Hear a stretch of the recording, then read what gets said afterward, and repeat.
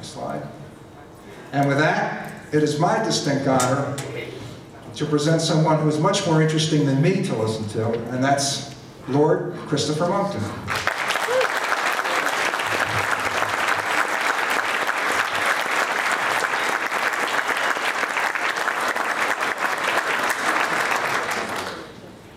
Next slide. My lords, that's me, ladies and gentlemen. Well, listening to Commissioner Rothschild, at last, for the first time, I've done what I've always wanted to do. I feel like a radical. What a splendid man he is. Come on, I want to hear a proper round of applause.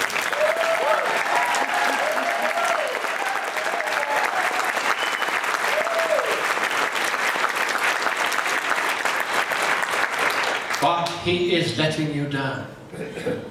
Only 68% of Carroll County is Republican. We shall not rest, ladies and gentlemen, until 127%. Then we'll be doing the math the way they do it. Now, at the drafting committee for PlanFairyland, they would not call a spade because that would be too simple.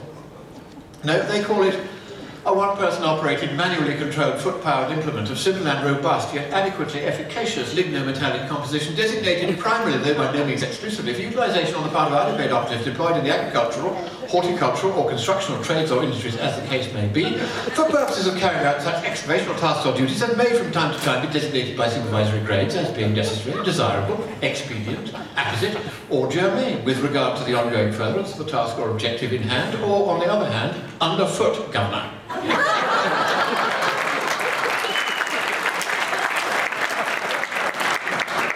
But I'm going to make a few very simple points today. Because actually a lot of this global warming stuff is simple, and they have tried to make it look complicated. And we're going to make it look simple again. We're going to start with this gentleman who gave the British a certain amount of trouble some time ago. And he said this, and you'll see this as the key quotation on the frieze around the rotunda where his statue now stands. I have sworn upon the altar of God eternal hostility against every tyranny over the mind of man. And the global warming scare is a tyranny over the mind of man. They talk of a so-called consensus. Well, I'll tell you what they mean by that. They mean a party line. And as you've just heard from the Commissioner, it is a Marxist party line, or a fascist party line, or a socialist party line, or a totalitarian party line. It is the antithesis of the freedom and democracy and prosperity for which Jefferson and the other founding fathers of this great country of yours stood and fought and died to make sure that you would have the freedoms that these people would, if they could, take away from you. And I'm delighted that the Commissioner and others here, indeed all of you here, are fighting and fighting and fighting again to stop them.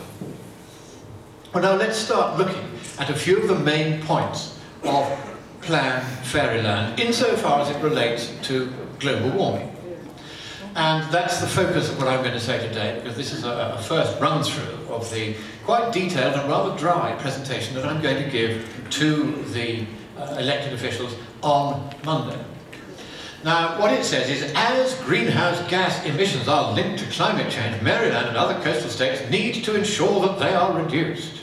More work needs to be done to curb greenhouse gas emissions throughout Maryland. Well, as I'll show, no, it doesn't. And what we're going to do is do what they didn't do. We're going to do a very simple, very basic, very traditional economic analysis. Let's go.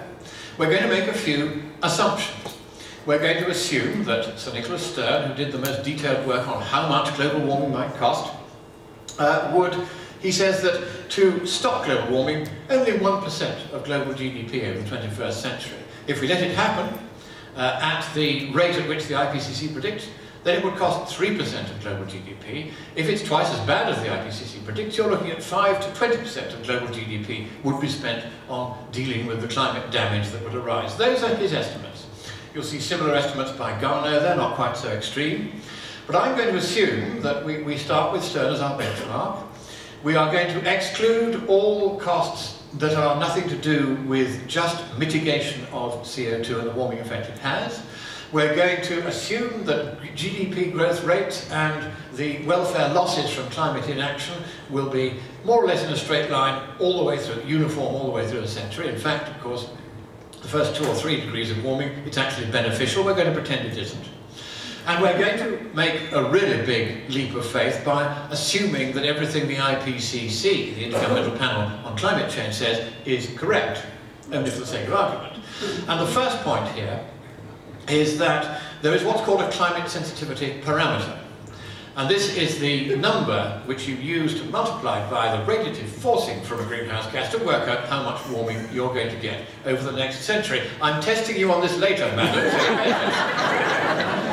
And that value, as it happens, we're just lifting this out of the IPCC, is 0.5 Kelvin, which is the same thing as Celsius, or about 2 Fahrenheit, per watt per square metre of radiative forcing. Quite simple when you know how. And CO2, we're going to pretend that it represents 70% of all forcings. In other words, you take the warming from CO2 by the end of the century, and you increase it by 43% to take into account other greenhouse gases. In practice, the other greenhouse gases would maybe add another 10%. We're going to believe the IPCC's numbers and pretend it's 43.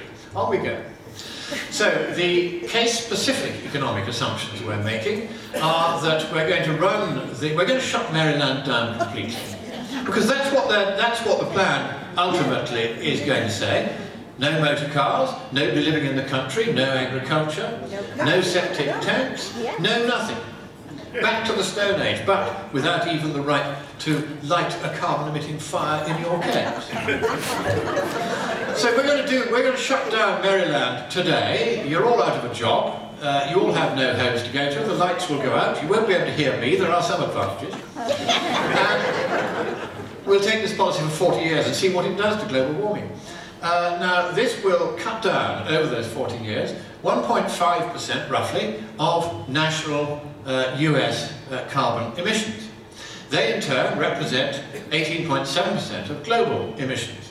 And that means that the fraction of global emissions that would be prevented by shutting down Maryland altogether today and keeping it that way for 40 years is just under 0.3%. So it's clearly not going to make that much difference.